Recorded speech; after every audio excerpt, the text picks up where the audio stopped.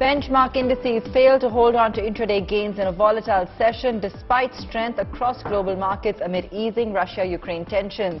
Sensex ended 145 points lower, tumbling from that 58,000 mark. Nifty gave up 17,350 after ending 30 points lower. Losses in financial and banking shares pulling headline indices down.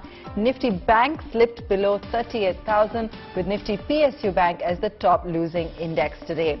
SBI, ICICI Bank, NTPC, Tata Steel, Ultratech Cement, some of the top laggards that we saw in trade.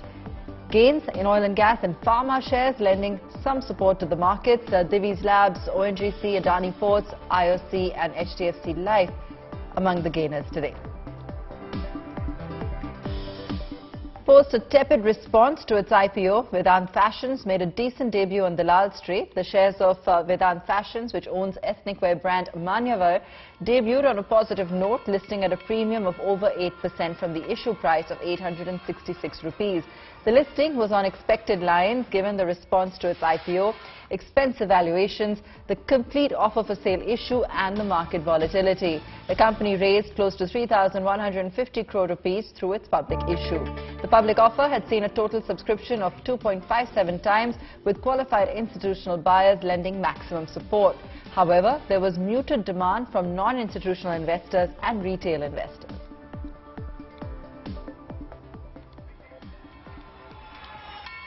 Shares of non-banking financial companies gained after the RBI granted NBFCs an extension to comply with its new NPA recognition norms. Shares of M&M Financial were the top gainer on the Nifty Financial Services Index. IIFL Finance, Poonawalla FinCorp, L&T Finance Holdings and Edelweiss Financial Services were among the biggest beneficiaries in trade today.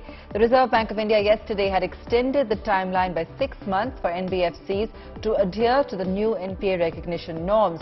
The NBFCs will have time till September 30th, 2022 to put in place the necessary systems to implement this provision. After a 23-month ban, regular international flights may resume in India very soon. As per sources, the Director General of Civil Aviation, along with key officials of the Ministry of Civil Aviation, have proposed to lift the ban on scheduled international commercial flights. The flights may resume as early as March 1st. My colleague Karishma Sadani brings us more on this. Karishma, is the government looking to resume international flights for the summer schedule?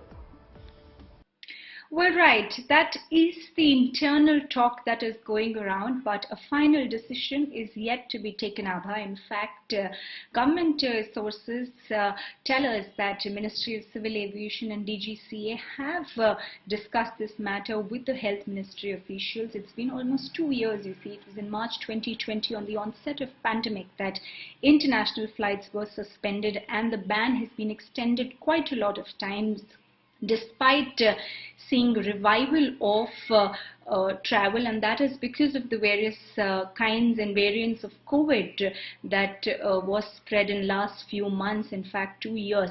Now a proposal has gone, but a final decision has to be taken. I'm also told that Aviation Minister and along with the Health Ministry officials will be reviewing this, and a decision could be expected soon. We know as of now that the suspension on international flights stands until Feb 28, so that is almost about 2 weeks, and post that, if the government takes a call to resume, it's definitely going to be a happy moment for the industry. Right now, the arrangement on international flight is through a bubble agreement, which is almost with approximate about 40 countries. So if the regular commercial international flights begin, it will boom traffic and encourage travelers to fly abroad.